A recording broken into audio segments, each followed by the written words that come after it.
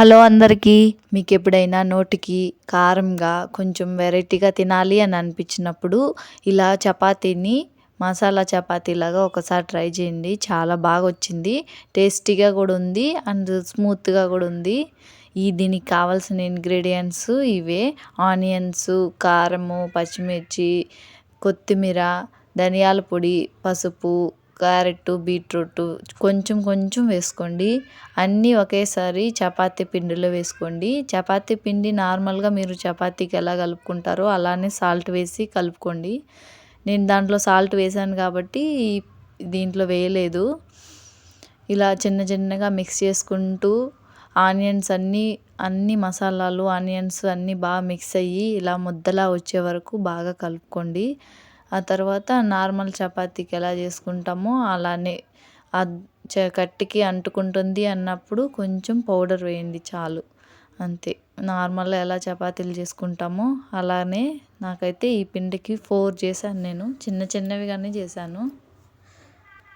ఇప్పుడు వర్షాకాలమే కాబట్టి ఇలాంటివి కారంగా తినాలి అని అనిపిస్తుంది. అలాంటప్పుడు ఇలా ఒకసారి ట్రై చేసి తినండి. చాలా టేస్టీగా అనిపించింది.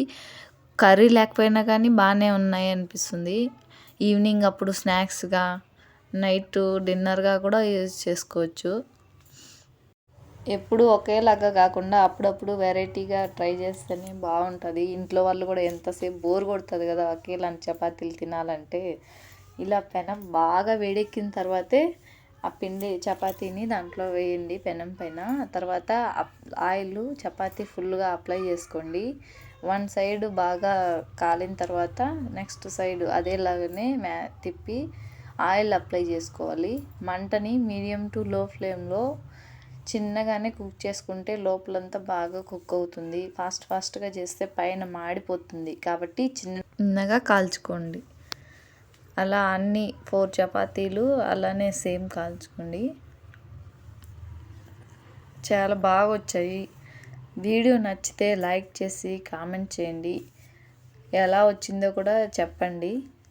మీ పిల్లలకి, పెద్దవాళ్ళకి, మీ ఇంట్లో వాళ్ళకి ఒక వెరైటీ చపాతీని తినిపించండి. ఓకే, థ్యాంక్ యూ అండి. ఫస్ట్ టైం నా ఛానల్ని చూస్తుంటే ప్లీజ్ సబ్స్క్రైబ్ చేసుకోండి.